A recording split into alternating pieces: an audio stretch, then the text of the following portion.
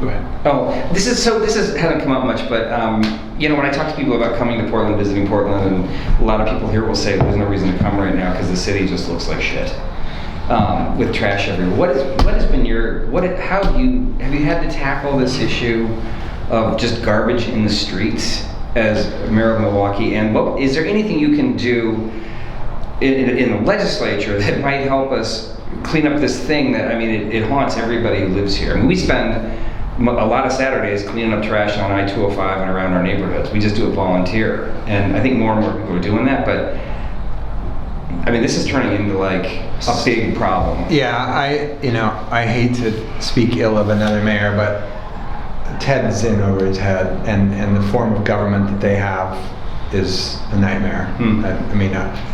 I hope you guys get that passed so that you can get back to some kind of a sane form of government. But we have handled it differently. So our cops work really hard one-on-one to try and get each homeless person attached to services.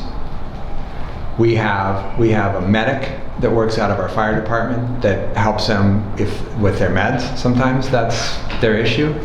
Helps them with medical issues that they have. We do a good job. Our public works department does a great job of cleaning up after camps are, after they've left camps and it's just trash.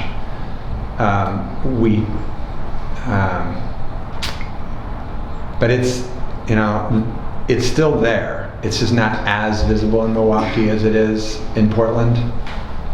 I think the way Eugene has handled it is actually really smart, and we're going to be, we're talking. Everything takes forever, but we're working towards doing a camp like Eugene has done, where they're very organized camps. They have what they call Conestogas. It's basically a livable unit. There's showers available, there's a kitchen facility available, there's bathrooms available, there's trash, right? And so they're organized. Different models work different ways. Some of them you have to be sober, some of them you don't necessarily have to be sober. We're working on doing one of those in Milwaukie because it is growing even in Milwaukie, even though we are working really hard to get folks, handed off to the social services folks that can. Are you part of, I keep forgetting the name of this, Get to Zero? Yes, I love that model, and I'm not yet. I proposed it to my council, and they all kind of went, "Oh, another thing," like that.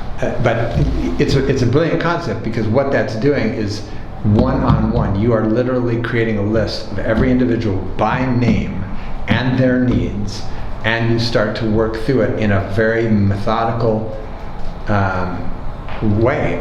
Part of the problem here is, folks move around. It's all fluid. Trying to get services. If somebody does have a healthcare issue, if they have a mental health issue, if they have a whatever drug abuse issue, they're not getting the services they need because they're not identified, right? They're not connected like that. So trying to get folks in an organized camp is a good first step. And then, a concept, or I can't remember what it's called either, but it's Zero is in the name. Built for Zero. Built for Zero. Can I get your 45-second review of the Safe Rest Village model, both fiscally and just sort of functional-wise?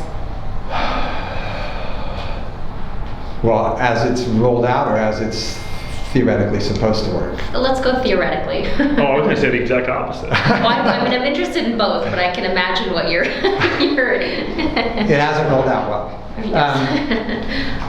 I mean, that's kind of what I'm describing, right? That Conestogas are the theoretical, right? Yeah, right. So that's what Eugene has done. And if you go down there... So why is Portland fucking it up? Well, I thought I answered that question already, too. Do you think it's the commission? Their problem is, it boils down to that. Because look, if you think about that, just you've got people running departments that have zero background, zero education, zero anything in that thing. I can remember when Chloe Daly was given transportation, PBOT. She had nothing. We sat for 3 hours and I walked her through a whole bunch of stuff because I've been doing transportation now for 15 years. And then she, came to enough JPAC meetings that she kind of got up to speed. But That's a crazy form of government.